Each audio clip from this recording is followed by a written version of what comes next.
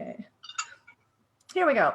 So the next thing I want to talk about is our next webinar, which is coming up on November 9th, and it's with Dr. Cami Ryan, and she's going to talk about disentangling disinformation. It's up on Meetup right now, and it's also more information is on the webpage. So we look forward to seeing everybody at that talk. And I can see you now. Oh, yeah, we're okay. I don't know how. So, oh yeah, and just a reminder, hopefully, pandemic permitting, we will have our Western Canadian Reason Conference on May 14th to 15th, 2021. Of course, it's featuring Susan Gerbic and Yasmin Mohammed. It's also, information is also on our website, or you can go to www.wecanreason.com. Now, just some cleanup duties. We usually at these types of events have a donation jar out. And we, yeah, just a second here. Okay. Because we haven't had a donation jar, we're actually financially a little behind where we normally would be at this time of year. So there's a couple of ways you can help us out. Is to donate any amount you can give. And I've put a link in the chat, and I will do so several times throughout the night. It takes you to the web page, and generally if you have the actual link, because I've tried to find it, I don't know what I've done with it, but if you can go to, generally if you can find that link, you can put it in the chat. So you can go to the web page to donate, or you can use the link in the chat if generally you can find it. But I have put the link to the donate page on our web page. So any amount, $5 would be great. Anything you can give to help us out, because we do have expenses. Actually, we have more expenses than we normally do because of COVID, because of things like Zoom and Zoom. It's a big one. It's a big expense. And the other thing, the way you can help us out is if you're not a member already, you can become a member, and that gives you discounts at the conference. And we may be implementing things like discounts for the webinars. We're not sure how we're going to do it yet. But anyways, $20 per year is cheap, and it really helps us keep things running. And we would really appreciate your support. And the next thing is, I think I'm missing the slide. Maybe you have it, Jonalee, about just a reminder that we all need to be respectful. I think we all are. This group is amazing, but just a gentle reminder that we do need to be respectful about each other and careful how we ask questions. And I think we'll get started. I'm going to pause. I'm going to start recording now. And I think I will mute everybody except for our speaker, and then I always forget how to do that. Manage participants, mute all. Yes, and then I'm going to unmute Tom. So Tom, if you can unmute yourself, you can do that. Perfect. And welcome tonight to our We Can Reason webinar series. And we have a really exciting guest. His name is Tom and Rastrelli. I hope I said that correctly. And he has written a book called Confessions of a Gay Priest, and he will tell us more about himself. Take it away, Tom. Thanks, Adrienne, and thanks, everybody.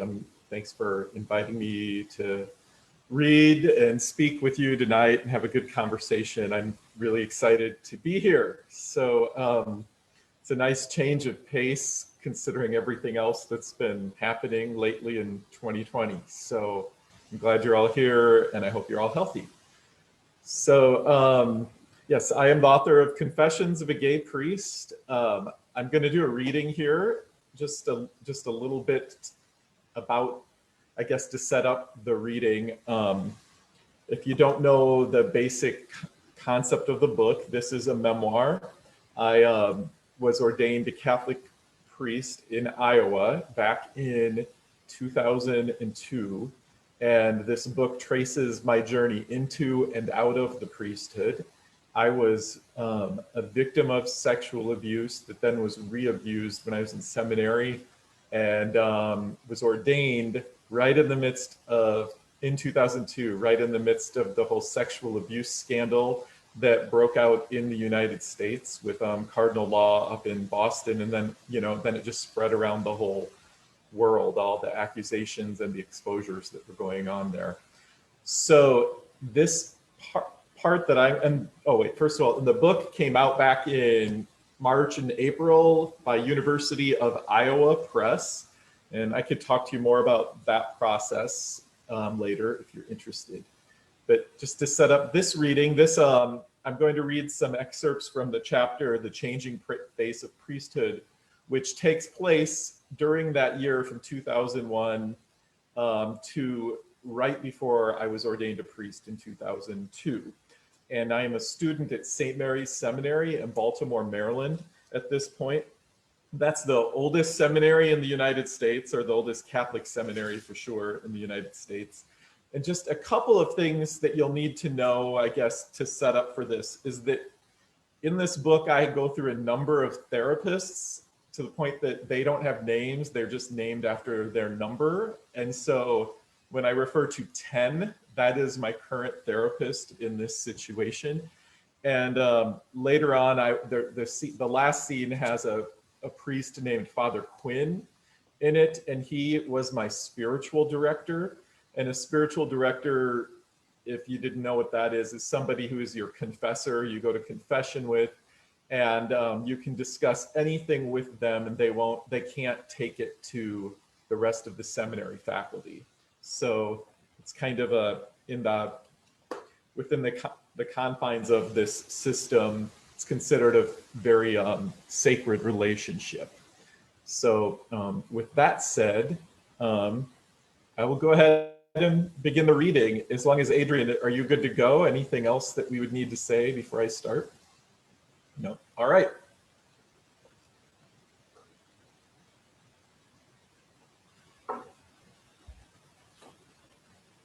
In the pre-dawn darkness, a chartered bus chugged at the foot of St. Mary's facade.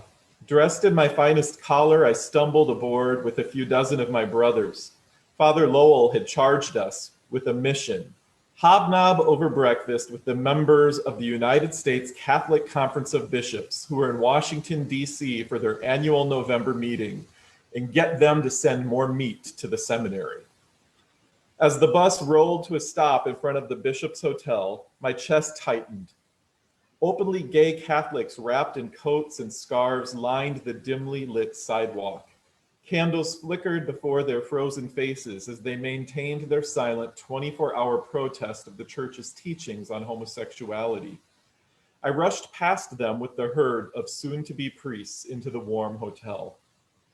In the safety of the conference room, which smelled of coffee, dry cleaning, and musk, we waited for the guests of honor to arrive.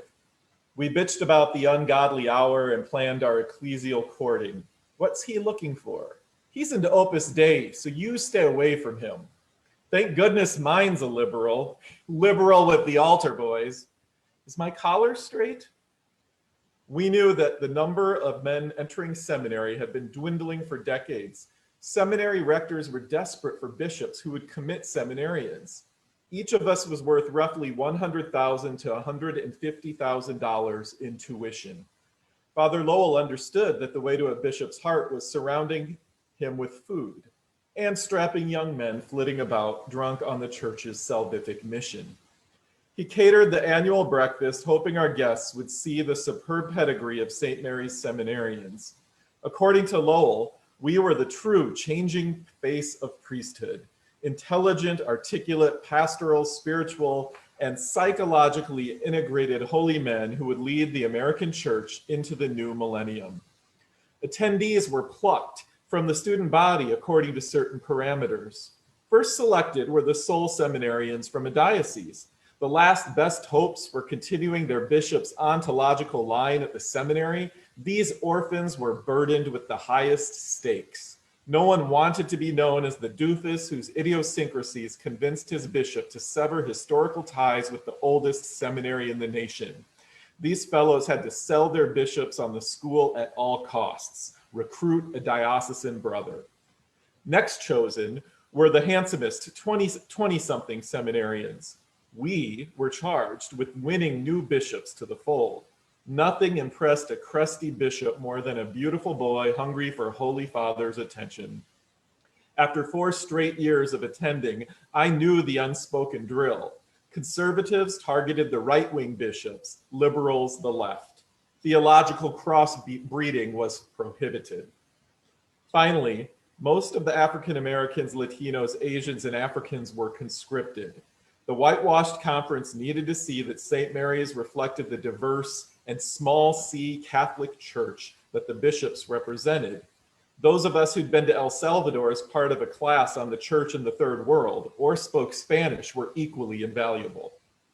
As for those lacking in physical blessings and from dioceses with multiple diocesan brothers, they were left behind at the seminary full of rejection and resentment. Our collared sentry dashed in proclaiming, "The bishops are coming." We leapt to attention, straightened our jackets, yanked at our cuffs to display our gold crucifix cufflinks, and dusted flakes from one another's shoulders. Father Lowell barked last-second talking points.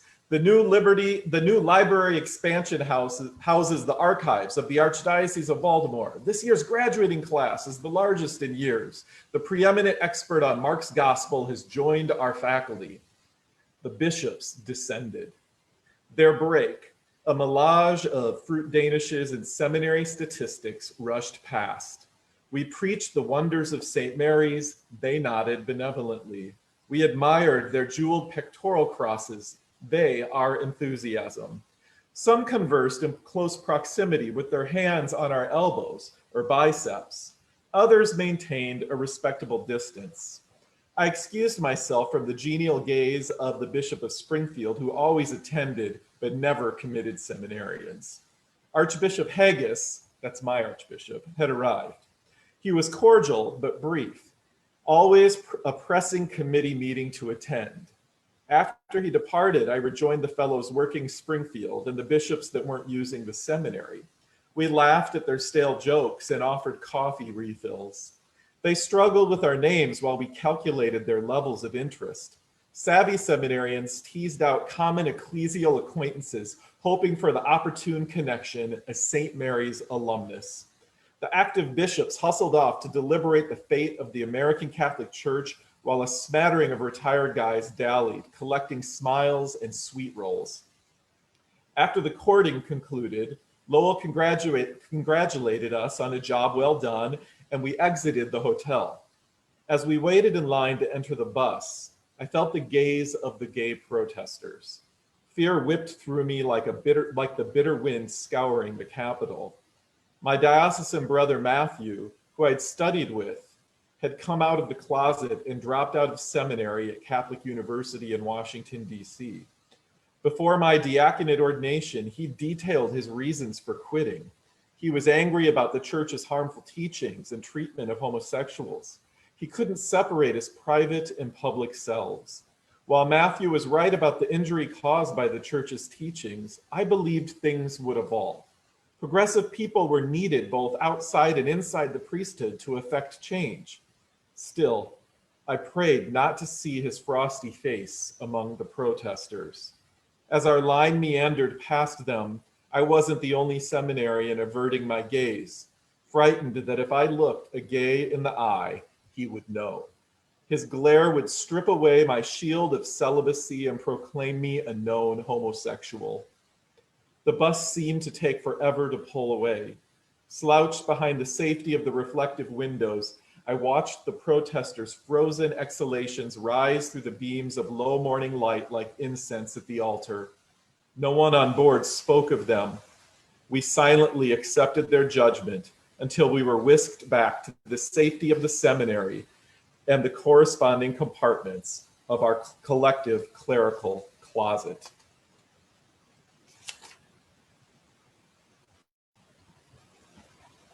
Then I'm going to skip ahead in the chapter here to a few months later.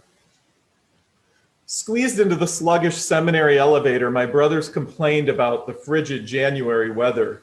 A few of us discussed our comps that were just a week away. Has anyone heard about the sexual abuse in Boston? Pat said as he scanned a newspaper. It sounds like cardinal law was involved. Well, that can't be true, someone snapped. Just the anti-Catholic media at it again, another said. I rushed to my office and drowned myself in my studies. But each day, more priests, bishops, and dioceses were exposed. Everywhere I went, I heard talk of priests sexually abusing children, and even worse, being defended and enabled by bishops who'd bullied victims and silenced them with money.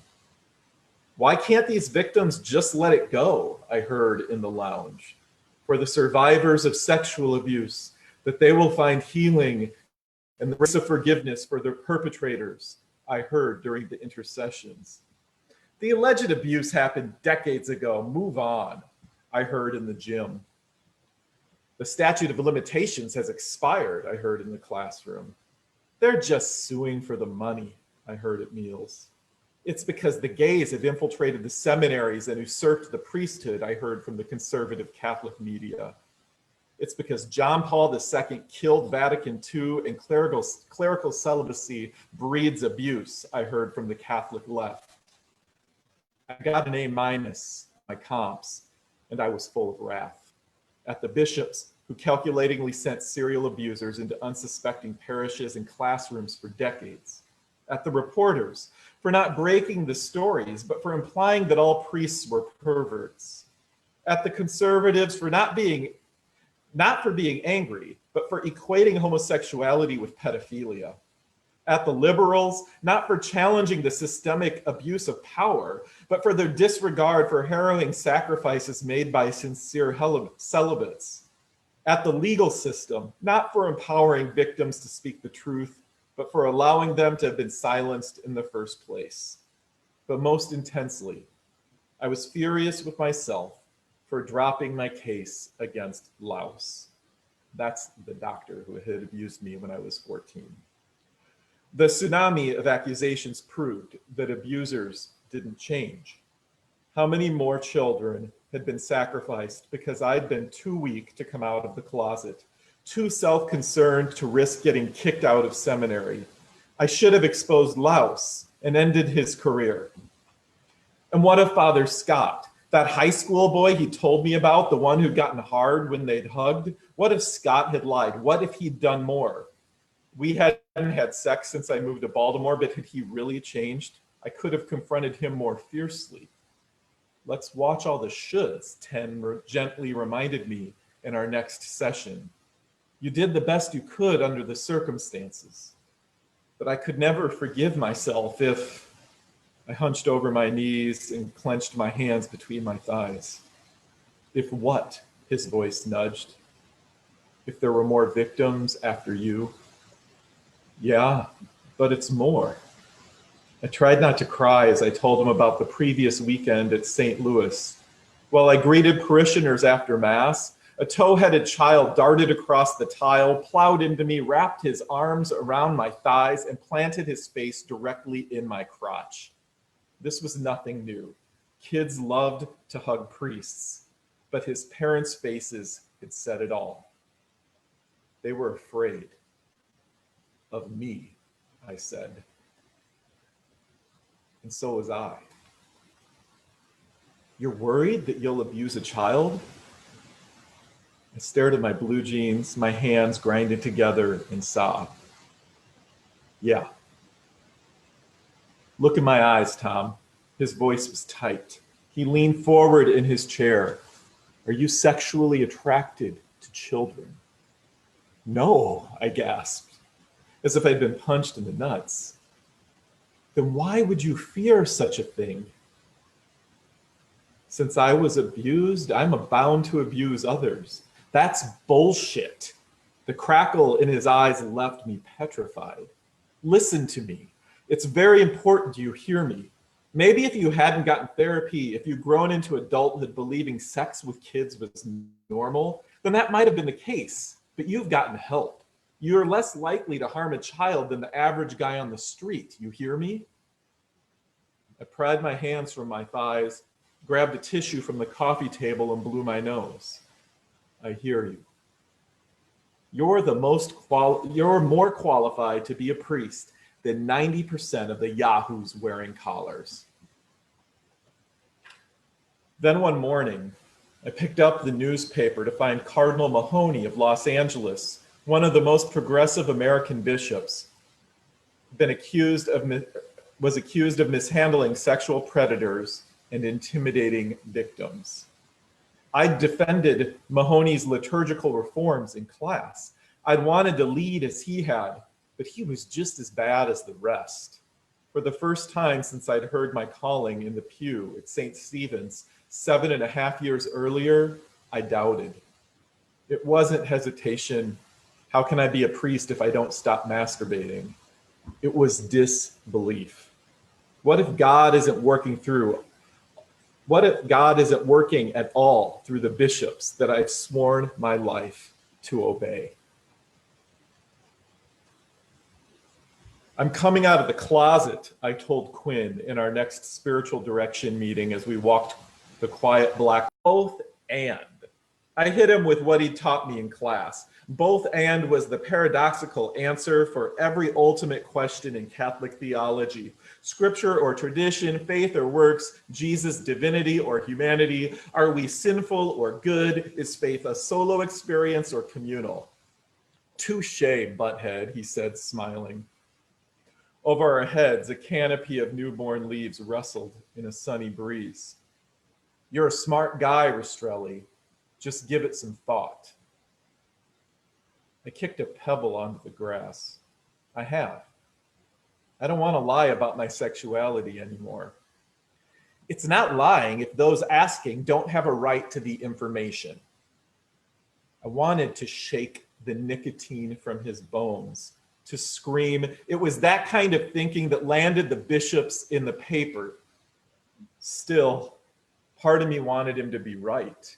Silence was simpler, easier, and maybe my need to come out was just my pride at work. It's all about Tom, as Father Scott used to say. My promise of obedience demanded that I surrender my ego. But couldn't Quinn and I at least be honest with each other? Gay Catholics don't have positive role models. I don't know of a single gay priest who's healthy. Do you? I stopped. He kept walking. This was the closest I'd come to asking him whether he was gay. He'd been housing with another Trinitarian, Finn, for decades. They vacationed and picked out carpeting together. They spoke about their golden retriever as if she were their child. Even if Quinn and Finn weren't having sex, they were a couple. I stepped into stride with him and asked, how am I supposed to be an integrated gay priest when I have no one to look up to? How does celibacy actually work? I stopped again. I'm asking you. He turned to me. His face became whiter than a funeral pall. I'm sorry, Rastrelli, but that's not a conversation I'm comfortable having with a student. We returned to the building in silence. When I asked Ten how celibacy worked for him, I got the same answer almost verbatim. He was uncomfortable discussing his personal life with a client. That would be a breach of professional boundaries. But how could anyone who'd sworn obedience to pedophile protecting bishops claim the cover of professional boundaries?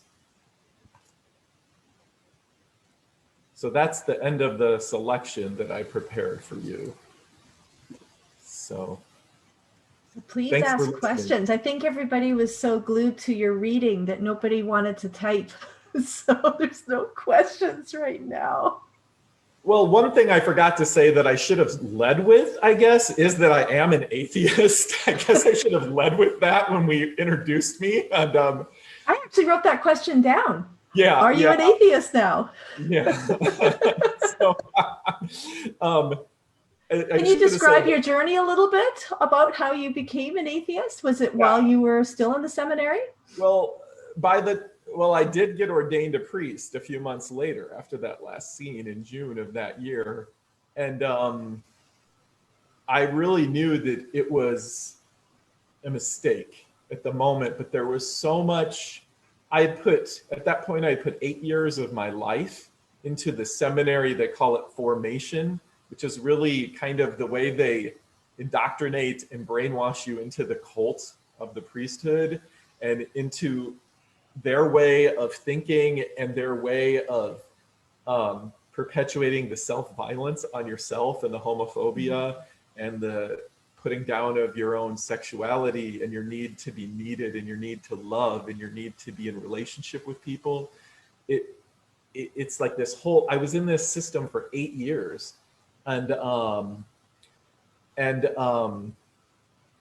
So I went, and another thing they quoted, and I don't know how many, I'm guessing a number of you were religious at some point in your life, or at least raised religious as well.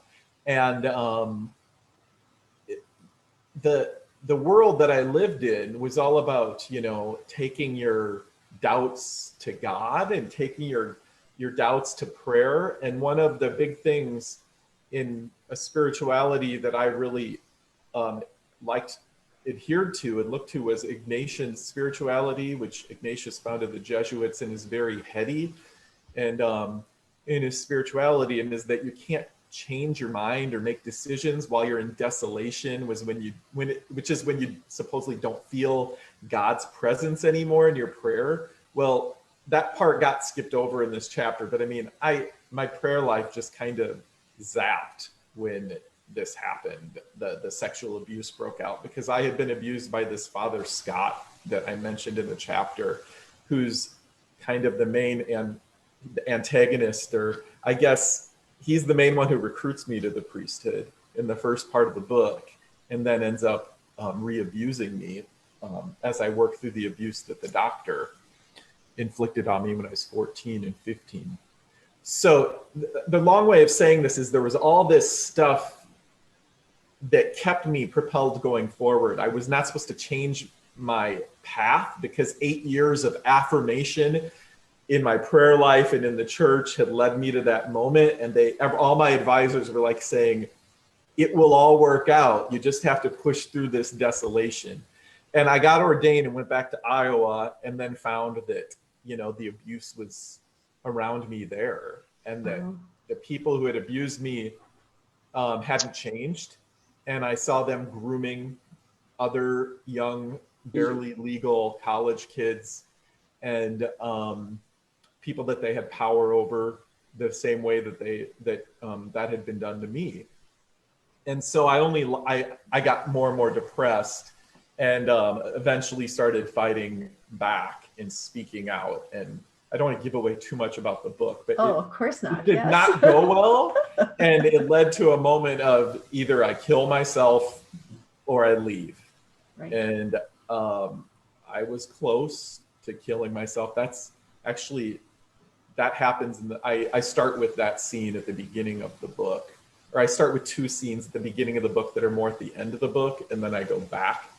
Gotcha. So I almost started with that reading tonight, but I chose this reading for a different reason, which I'll talk about later. Yeah, that was amazing. After when I left the priesthood in 2002, I no longer believed in the Catholic Church's authority and in the bishop's authority and in the presence of Christ at the altar, in the communion and all of that. I called myself agnostic. And then it was over the course of the next year, as I got psychological treatment for my depression and to help me heal from this, I guess, the mind screw that I had been through, and to escape from that is when I realized that I no longer believed at all. And it was a very freeing experience. It was probably one of the most freeing, if not the most freeing experience of my life. I felt free to be myself. I felt like I was responsible for my own life for the first time, that I no longer could blame God.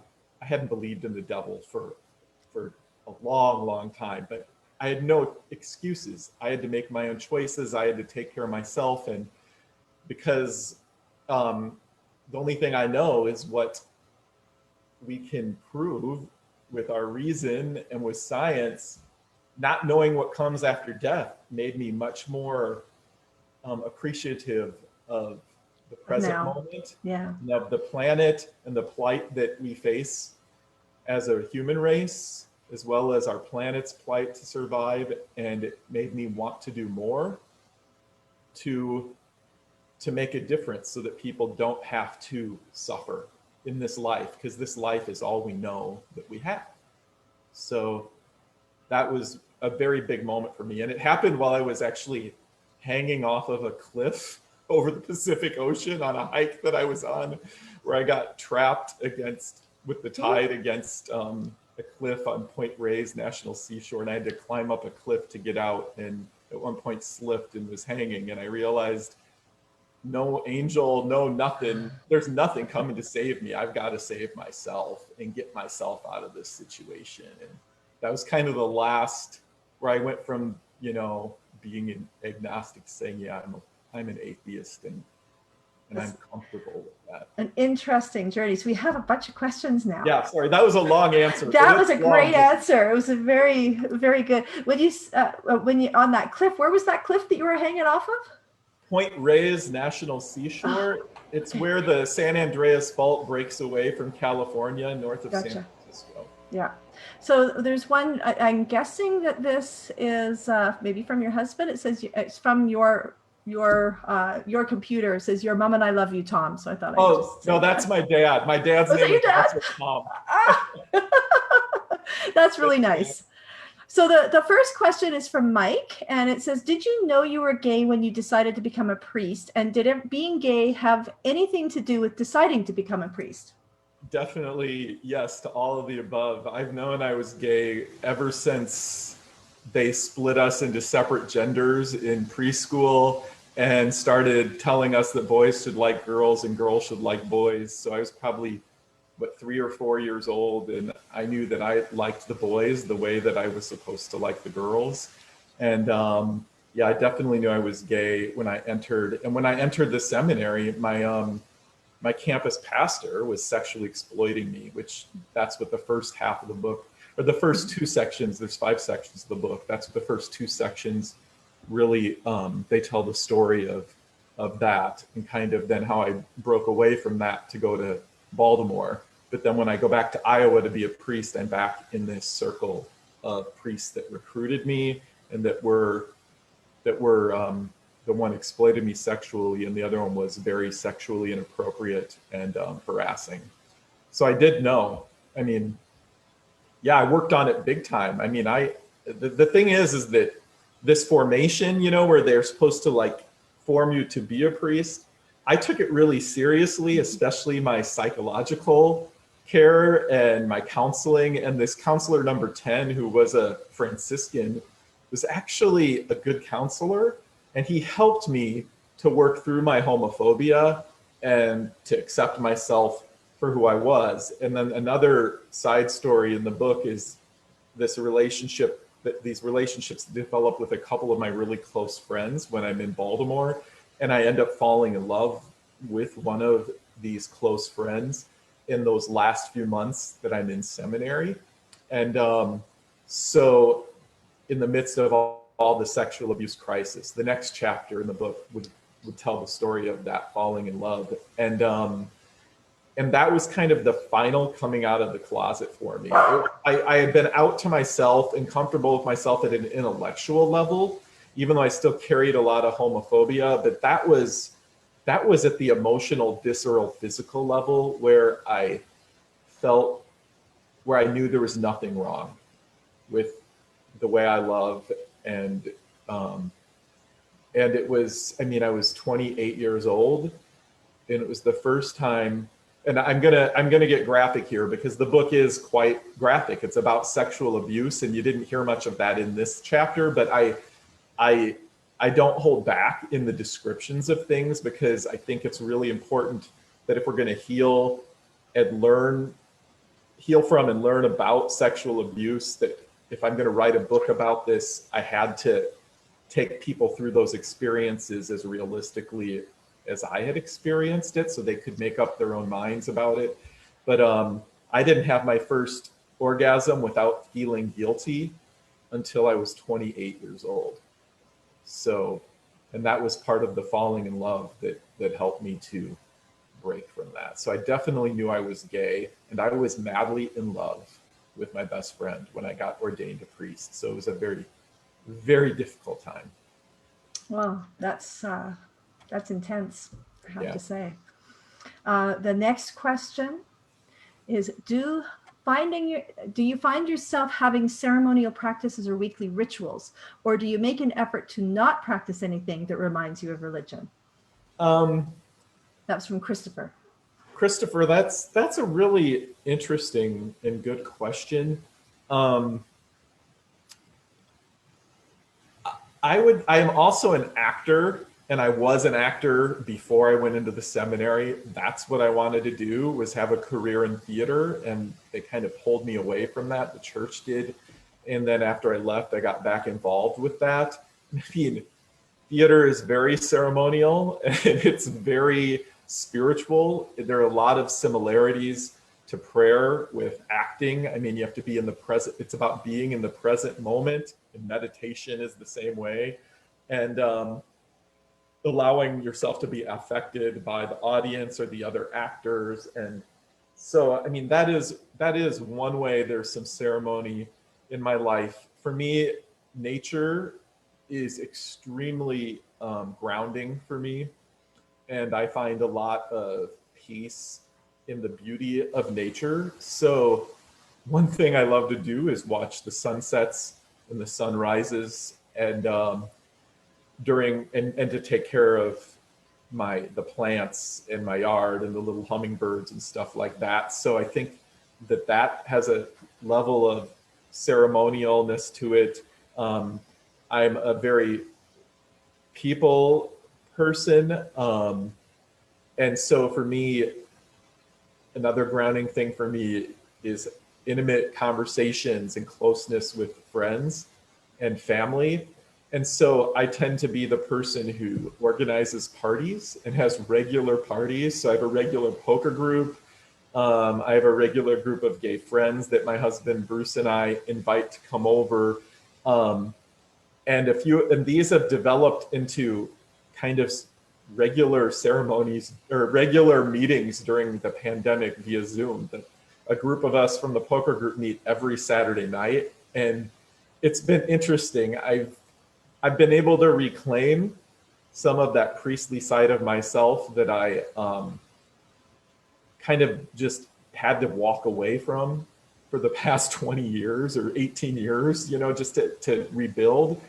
And I've discovered on Zoom in these conversations and that we've created a sacred, not in the religious sense of the word, but sacred in terms of intimacy and trust, a space that is sacred for people there to bring their stuff and to talk. And so in that sense, yeah, the ceremony, there are still some regular things in my life that sounds like human things almost more than I agree.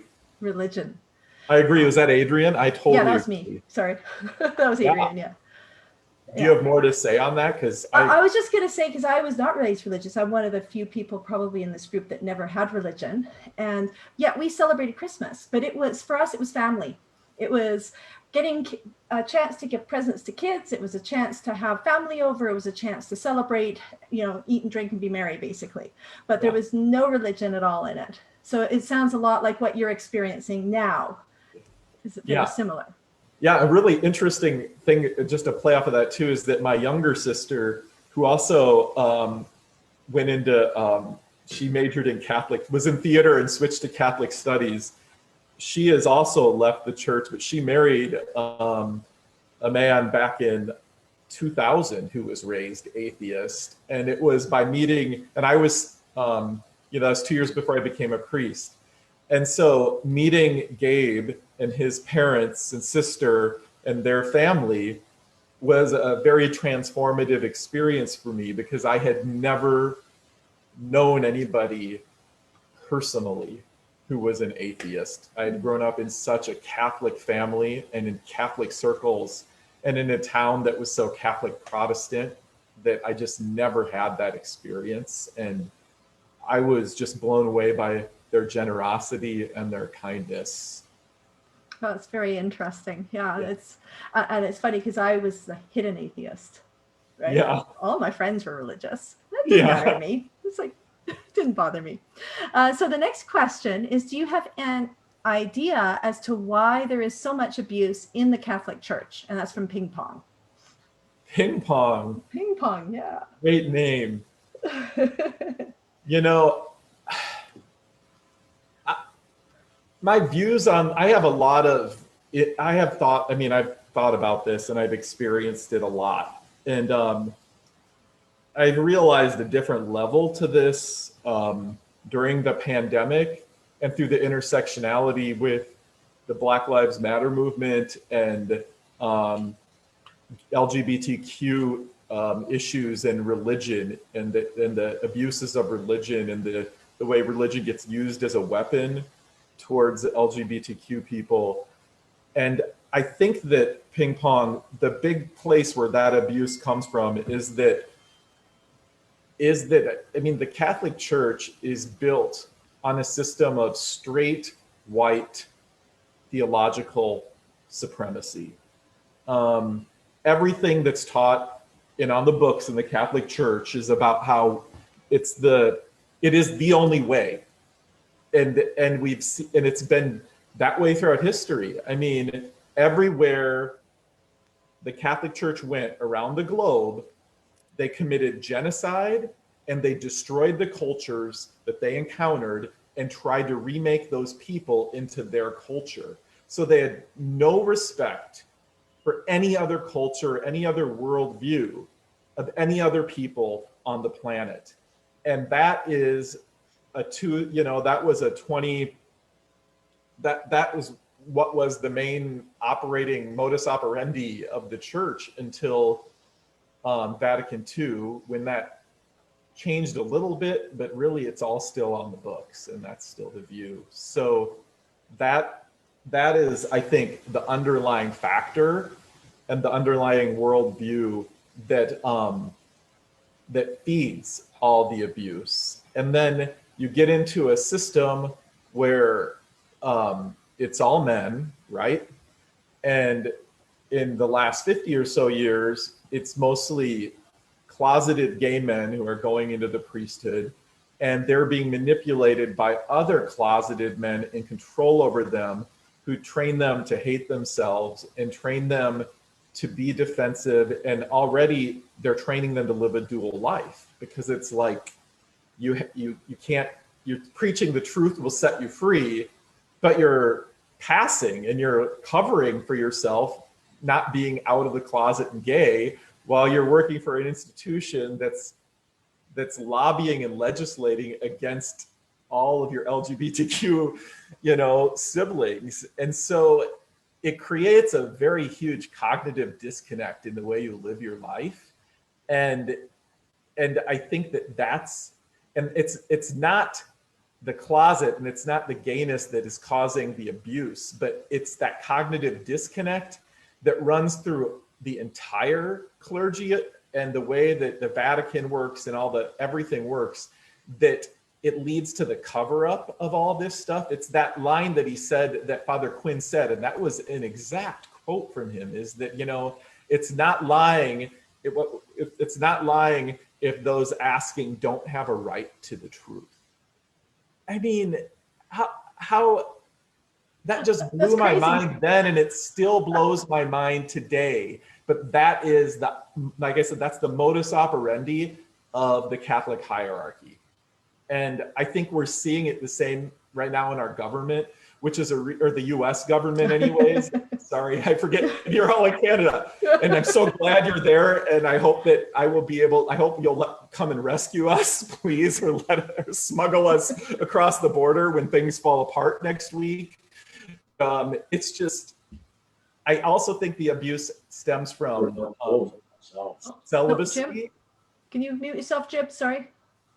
Well, I think the abuse also stems from this system of celibacy and the misogyny as well that's in the church. And the priests that were formed in the church before Vatican II and some of them shortly thereafter. And then we've seen that it's just been a through line even since then. But a lot of that abuse that was being exposed from the 80s until the present, and especially in the aughts, was when it really broke out into the media worldwide. A lot of that abuse was committed by the older priests, and they hadn't had any sort of psychological, sexual like growth. And so a lot of them were stuck at the level of like a third grader or a middle schooler or a teenager in terms of their sexual growth. And it just predisposed them to act out and take advantage of children, because that's what level they were at sexually when they went to start experimenting. I mean, that's part of it. There are a lot of variables to this. Right. No sex ed. Yeah. Yeah. I mean, I've been out of this for 18 years, or I'm sorry, 16 years now. And I'm still struggling on a daily basis with the brainwash that I went through, and seeing how it affects my relationships and my intimate relationships with friends and family. And it's and I have I only have 2 close friends left from my whole seminary experience.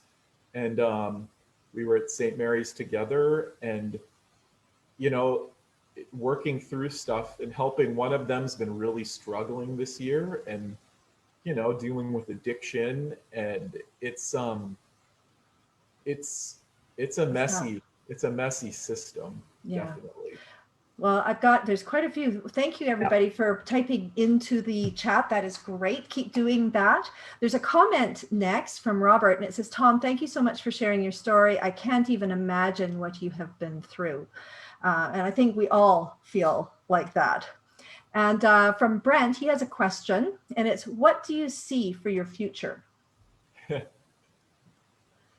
Oh man, that's a loaded question right now, Robert. I mean, 2020 has sure blown, I think, everybody's foresight of what the future is going to be. I work at a liberal arts college, a small liberal arts college here in Salem, Oregon, called Willamette University. I'm the director of digital communications, which is just kind of a fancy title for, you know, the babysitter of the internal communications, like social media especially, and monitoring and all the craziness going down on social media. And I deal with the internal communications, like the internal newsletter and some of the news stuff as well.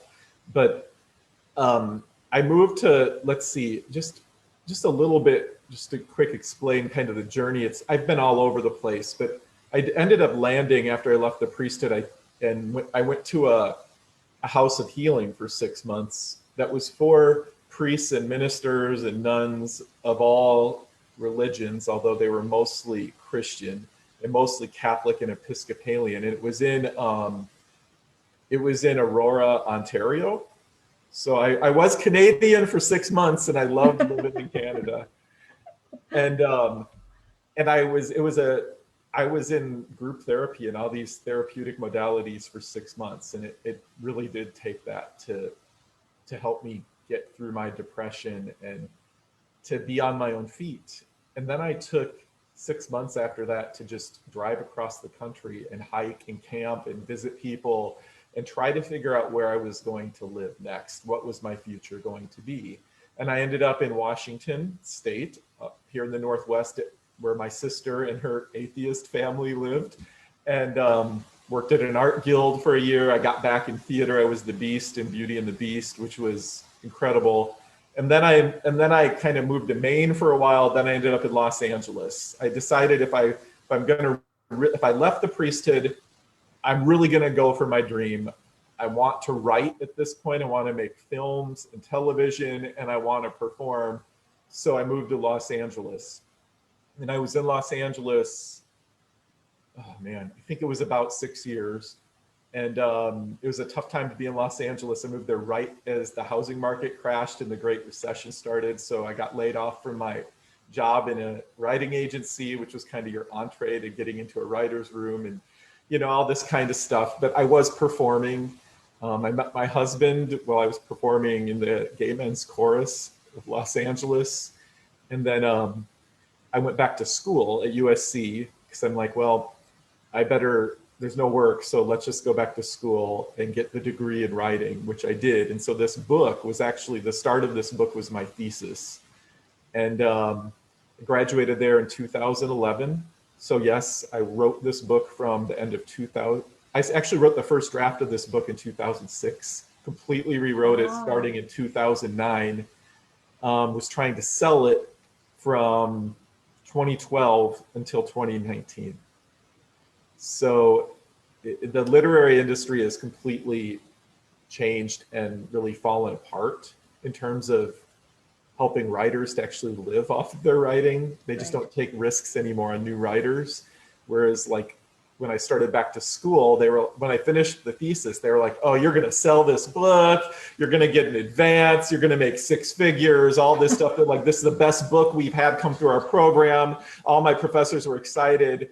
Yeah, no, it was like what happened to the music industry about 5 or 6 years later with iTunes destroying the music industry had just happened with Amazon and the recession. They were all just freaked out. The publishers, they no longer gave you big advances. So I moved up here shortly after I graduated in 2011 because my husband got work up here and we had to go where we could get health insurance. And after a few years, I was able to get a job as a reporter at the local paper, which was really good because it got my name known in town and that helped me. And I made connections, and that's how I got the job at the university. It was through those connections. So what's going to happen next? My future, I mean, it's been a difficult year. Facing some very difficult things with my family. My dad has terminal cancer, and we just moved him up here, and my mom. And so, my priorities right now are family and the intimate relationships and friends in my life, and just trying to find a way to persist and get through this pandemic. And I really don't know what's going to come next. It's hard to wrap my head around writing something right now. My dad and I did start exchanging letters, which we're publishing on my website, tomrastrelli.com, about end of life and talking about what we're experiencing and going through. So I'm sure we will continue to do that, but I hope that my future, whatever it is, I hope that I get to do more theater and keep doing creative things, and finding a way to just keep adjusting my life to do the things that bring me joy, and maintaining a job that allows me to, I guess, to subsist and to take care of what I have and the people around me. I'm sorry to hear about your dad. It's nice that he can be with you right now, though. Yeah, it's great. That's very nice. So I think you've answered this next one from Tracy, but it was a while ago. This was typed in, so that's probably why. It's when and how did you realize you were an atheist? And I think you covered that. If you want to do a 1-sentence summary, you could go for it. Well, I mean, it did take, I did have a ton of conversations, and I was working on it in my therapy when I was in that 6-month program. It was because of Canada, I'm just going to say. No, I'm just kidding. Yay, Canada, exactly. But I'm not one to shy away from hard questions. I've always been a gadfly in that sense. I'm really a truth seeker. I don't accept easy answers. I haven't since I was a little kid. And so I was having very difficult conversations, or just daring conversations with people about religion in that 6 months I went across the country, and would have these conversations with strangers, like at a bed and breakfast or at a campground, or, and I remember one of my cousins who was an atheist, when I was staying with him in San Francisco, he said to me, he said something about how, I don't believe in an afterlife, but if I did, reincarnation makes the most sense. And I was like, what are you talking about? And then he just said, well, he's like, why do you think that's so weird? He said, we were raised with the belief that a wafer turns into the body of Christ and that wine turns into Christ's blood. And he was like, how does that make more sense than reincarnation? When you look at the universe, I mean, we're recycled space dust, it keeps, boom, things just keep recycling through space dust. So if a soul is a real thing, it's being recycled with that space dust. So reincarnation makes a hell of a lot more sense than transubstantiation. And when he said that, it really rocked my worldview, and it opened my eyes up to thinking about things outside of that. And it was another layer of that onion. And I find my life just constantly being a peeling back of these layers of viewing things from my own perspective. And it's not like I've always been somebody who's very empathetic and tries to picture things from other people's perspectives and feel, think and feel what they're feeling and try to understand that. And I'm still just shocked at how much I'm trapped by my own phenomenology, my own experiences, and how it limits my point of view. And I mean, I think it's what we're up against right now in our countries with this COVID and with what we're seeing in our government, at least in the US government. We're bumping against this. It's a level of, a lot of people have opened up and are seeing the injustices and the privilege, injustices to others, and how their privilege is part of that injustice upon other people. And it's like that onion just is peeling back. So that goes back to that future question. I hope that means that we're evolving and it's going to get better. I really do. But I hope so too. Yeah, that's the optimist in me. Yes. Well, and Dee Dee has an interesting question. Do you think gay children are more susceptible to abuse from priests, or does that have nothing to do with it? Oh, I definitely think they are. I mean, abusers, that the first part of this book, or at least the whole book, really another theme through it is grooming and how perpetrators groom. And I really worked hard to write this book without projecting back where I was at when I was writing it back onto the experiences. I went back to my journals, and I kept extensive journals through these years, prayer journals. But I mean, it was just me just writing and journaling about, it's really how I learned, really where my writing skills really developed, but writing about what I was going through. So I would sit down and write some of these conversations out right after they happened. And so I had really primary source material to go back to as I wrote this book. And one of the things I really wanted to take the readers through as me, as if they're me in the book, as the character of me, is I wanted to take them on the journey of being groomed, because it's something people that haven't been abused may not understand. And it's a very sinister, calculated thing that perpetrators do. And they do go after the most vulnerable children that they can find and that they can control.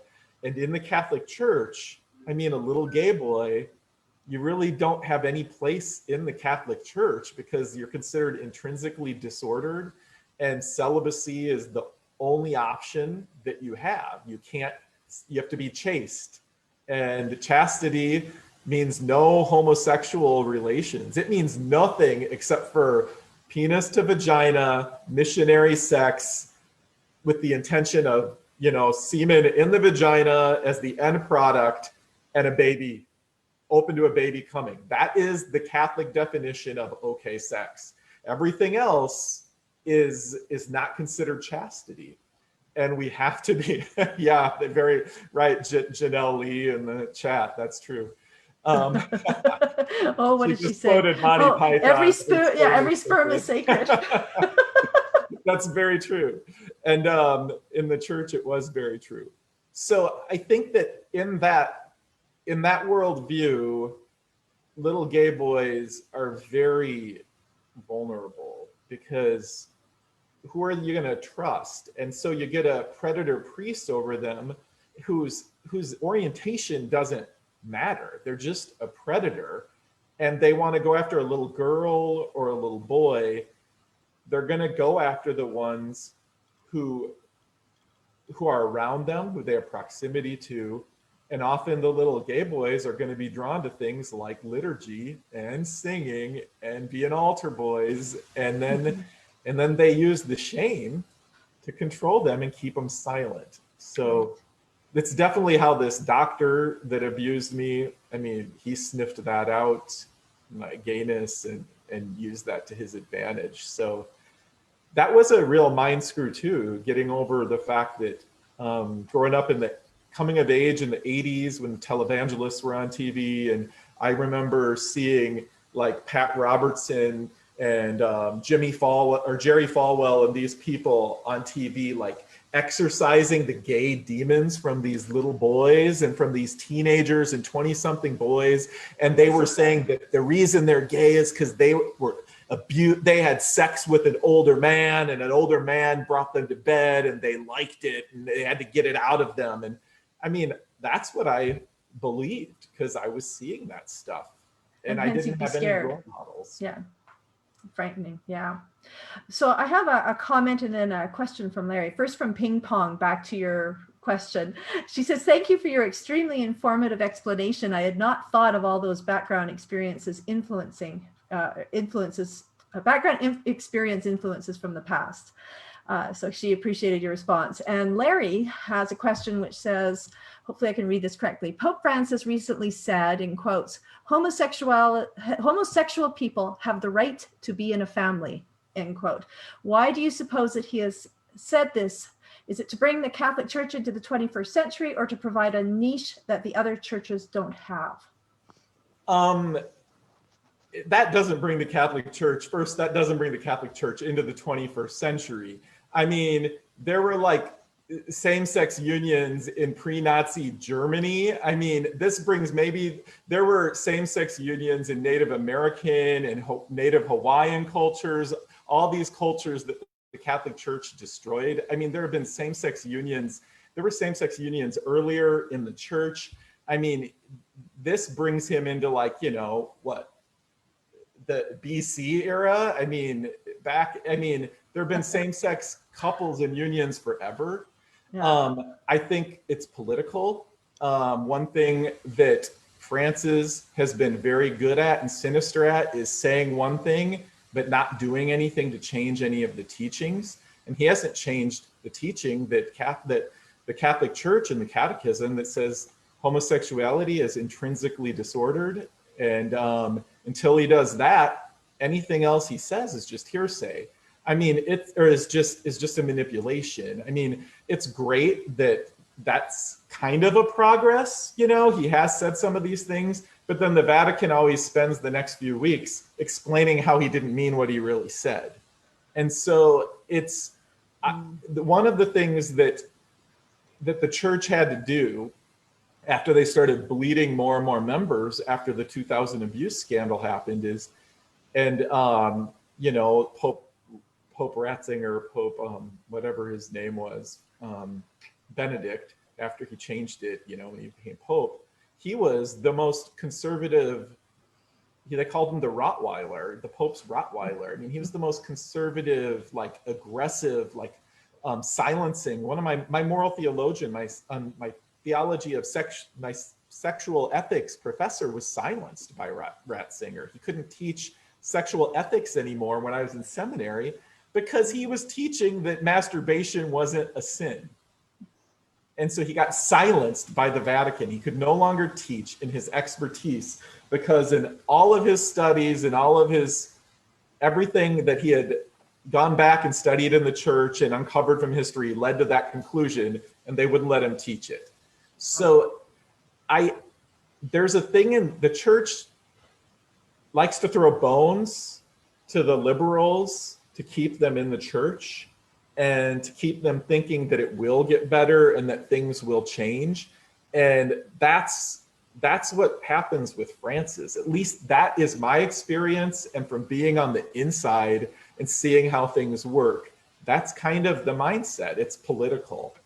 It's trying to keep people involved and in control. And so, hey, if this leads to the Catholic Church saying marrying gay people, giving gay people equal rights, that's great. But but civil unions, it's not equality. It's not even close. So I think I don't celebrate that. It's not even close to equality, especially the situation now that we're facing with the Catholic Supreme Court in the United States and them calling to overturn marriage rights in the US. I mean, the church is directly responsible for that if it happens. There we go. So that leads actually into the next question quite well. And that's from Jana Lee, and it says, how many do you think are actually celibate? I'm assuming she means the priests. I remember our priest, quote, living with, quote, unquote, the lady who cleaned the church. No, one of my good friends who's in the book, Abdel, he's one of the names that isn't changed because he knows me, and he's like, yeah, I mean, we're really good friends today. But when he was, a year after I left the priesthood is when he had his breakdown and left. And I went up there to take care of him when he was having his suicidal and all of the crap coming down. And I had been through it, so I was rife to be able to help him. He lived with a priest who lived with the maid. And I mean, everyone knew it. It's just like the Quinn and Finn in my book. Everybody in the seminary, like they're a couple. We used to call them dry marriages. That was the word in seminary, that they were married. They might not be having sex, but it's still basic. It's not celibacy. It's a marriage. We call it a dry marriage. Now, maybe it wasn't dry, but that's what we would call those in seminary. I saw, is it Janelle Lee or Jana Lee? Yeah. Jana Lee kind of laugh at that one. Yeah. And another one, I'll throw this one out there too. This isn't the book, but it's a good one. We called wet dreams freebies in the seminary. Because in order for something to be a sinful, you have to consent to it. You have to be intentional about it. And you have no psychological consent or control over a wet dream. So, we'd come down to breakfast and be like, hey, I had a freebie last night. And everybody would be like, oh, you jerk. It's like, so it's kind of that's another funny little seminary thing. So now that made me forget what the original question was, Adrienne. Oh, that was just about how many of the priesthood do you think are actually celibate? I would say whatever the percentage of people are that are asexual, that don't do anything, masturbate or do anything sexually to themselves, whatever that percentage of people is in the human race is how many priests are actually celibate. Because you can't masturbate, technically. Masturbate isn't celibacy. So, I mean, none of them are. And in terms of how many of them are having sex with other people, I mean, throughout the course of their lives and their priesthood, it's probably very close to that same percentage, 99% or 95%. I mean, they're gonna, as they say in seminary, they're going to act out at some point. That's acting out. And a lot of guilt associated, like you were saying then. Yeah. So the next one is from Tracy. As many priests are gay men. Do you have any thoughts on what about the profession is appealing to gay men? Oh, definitely. See, so before Vatican II, the church was very focused on patriarchy, father knows best, the administrator priest, all these really butch straight type, what you think of the 1950s man or the worker priest, those priests in the 19th century that were fighting for the workers. So it was a very stereotypically macho masculine type priesthood, and the Latin Mass, and it was a very different world. And then when they went to Vatican II and the whole liturgical movement, suddenly priests had to speak English, they had to preach. So suddenly they needed to be dynamic.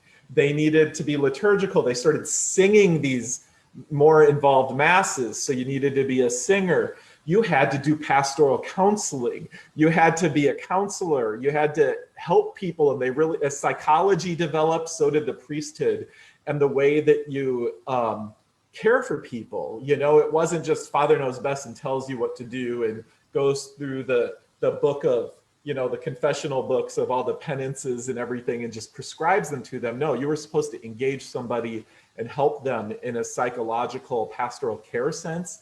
And you're also working, and all the women were then in leadership positions in the church. So you needed somebody who could work collegial with people. And so the whole mystique or the whole aesthetic of being a priest changed. Well, in general, when you look at the general affectivity of gay men, they fit that better post-Vatican II than pre-Vatican II. And when you don't have any other way of living your life in the Catholic Church, and that's the only worldview you've grown up in, like I did, you see these priests and you feel a kinship with them, and you're drawn to the music, you're drawn to the preaching, you're drawn to the intellectual, the scripture stuff, you're drawn to the caring for the poor, you're drawn to the compassion and the counseling aspect of things.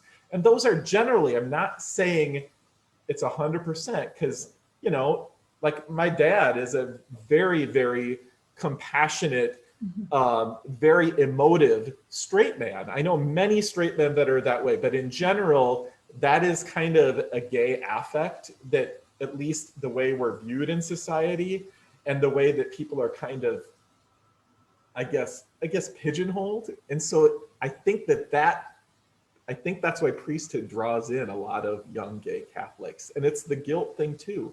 If you're going to hell, gosh, becoming a priest, what a better thing could happen to you as a young gay kid who's ashamed of yourself in the Catholic Church is suddenly you're revered. Right. You're revered for your sexuality if you cut it off. So do it. Yeah. You know, but I think that's a big part of it, is it's just kind of, it's where gay men in the church gravitate, to the liturgy and the pastoral care side of things. So this leads quite nicely into Larry's question about nuns. Was there abuse with the nuns, and are they tending to be also on the within the queer community? You know, I can't speak as generally about nuns because I was in such a male-dominated world, but I knew a lot of nuns and was friends with nuns. And yes, I'm sure there are a lot of lesbians that are nuns. I don't think, and this is not scientific at all. Mm-hmm. I don't know. I don't think it's as high as it was in the priesthood. I mean, I have gone through all the guys, you know, we used to go after I left. And when I was in seminary, I'm guessing at least 75 to 80% of the guys in seminary were probably gay, if not more, you know. And with nuns, I saw a lot of nuns that were in these dry marriage type things, you know, where they just lived with one person their whole life, or in a house of people that they kind of paired off or whatever. And I never saw any, you know, I don't know if they were sexually active or not, but there is abuse. I mean, there's abuse in the mother houses and in those systems as well. And there are priests also that have abused nuns. And I mean, abuse is systemic in the church. I mean, it is systemic in our culture. So it just gets kind of amplified in these restrictive situations. Situations, and in these in cults. I mean, basically, the seminary was a cult. I mean, it was. This book, you could read this book, and it's an example of how somebody is brought into a cult and then tries to break free from a cult. That's another way you could read this book. Wow. Yeah, it's amazing. So Hi asks, have you ever pressed charges against the abusers? I did Against the Doctor, and that is in the book. That's a huge part of the first two sections of the book when I'm still in Iowa before I go to Baltimore. Yeah, so I did press charges. I don't know if I want to say too much because I mean, it's don't save it for really the book. interesting part of the book. Yeah. He's dead now, which is why I could use his name in good riddance. He can't abuse more kids. Yes, no. And I had many other victims come out to me after he died, and probably I think there were 3 other people who had called me and looked me up, and so he was definitely a pedophile and an ephebophile. I mean, he went after prepubescent and post-pubescent kids, and I'm glad he's gone. I did not sue the church. I looked, but no one would even consider my case. Interesting. Because the law firms were, they funneled all of the abuse cases through one law firm in each diocese. And so I had to go to that law firm, and they didn't want to take my case because if they took my case, they were afraid it would piss off the archdiocese, and that they were afraid it would affect their ability to settle cases with the archdiocese. Oh, interesting. Interesting. Yeah. Yeah, so I And can read Maureen- your book for more. Sorry, go ahead.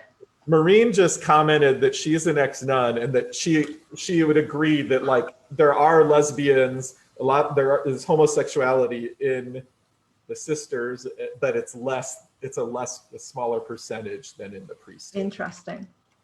Well, and I had another question, and it looks like there's been some talk on the chat about some ideas, but let's find out what you have to say about this. She said she needs some education here.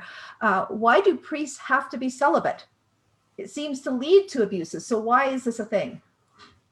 Well, I mean, celibacy started off as a spiritual discipline in the early church, and for many people, it's based on the fact that they said Jesus was celibate, that Jesus never took a wife. But, I mean, the historical critical method and all of the scripture scholar, I mean, so much stuff says we can't really know because this stuff was all redacted repeatedly, and it was oral for a generation, and it was formed with a specific intent of directing people to believe a certain thing.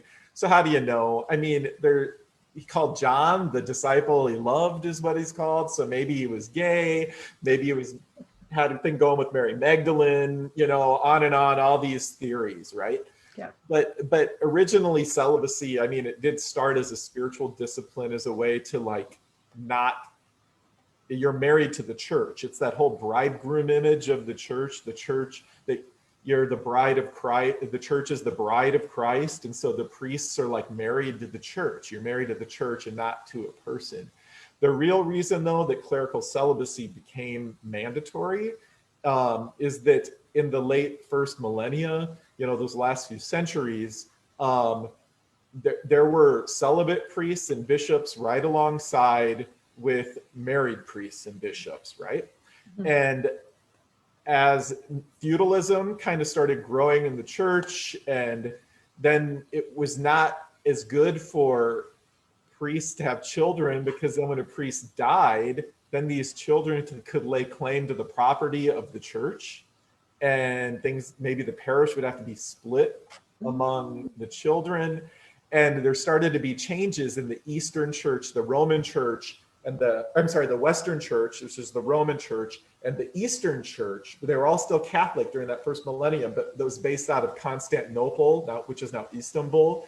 And they had all these cultural differences as well. And one of them was in the Eastern Church, marriage was fine for clergy. And in the Western Church, celibacy started to become the norm. And so when there was what's called the Great Schism in 1054 AD is when the Catholic Church and what is now we call the, oh my gosh, my brain is going, the Orthodox churches split. There were a number of reasons for this. And everyone always says, oh, it's because It has to do with the gosh, I haven't talked about this in a long time. The filioque clause or something, like, does the Holy Spirit proceed from the Father and the Son, or does the Holy Spirit just proceed from the Son? You know, all these things ripped off from Greek philosophy that they forced into the Catholic kind of and the scriptural thing. And they're trying to argue about what is actually the reality of all this magical thinking. And they say it has to do with that, but it's really all these political reasons. And one of the major reasons they broke apart is because the Latin Church was trying to impose its will and say everyone had to be celibate. And the Eastern Rite was like, or the Eastern Orthodox were like, we're not giving up our wives. That's just crazy. And so that's when those churches split, is really when celibacy became the way in the Roman Catholic Church. Oh, interesting. But well, you might not know this. Here's a little known fact that exists though. But if, let's say there are certain churches, you know, because they have these whole things about within the different Christian denominations, some of them believe that some sacraments are valid, but other ones aren't in their other churches. And so in the Catholic Church, if someone's Episcopal, right, in the Episcopalian Church, and they're a priest and they're ordained and they're married, and then they become a Catholic, they can be a priest and keep their wife. Interesting. Yeah.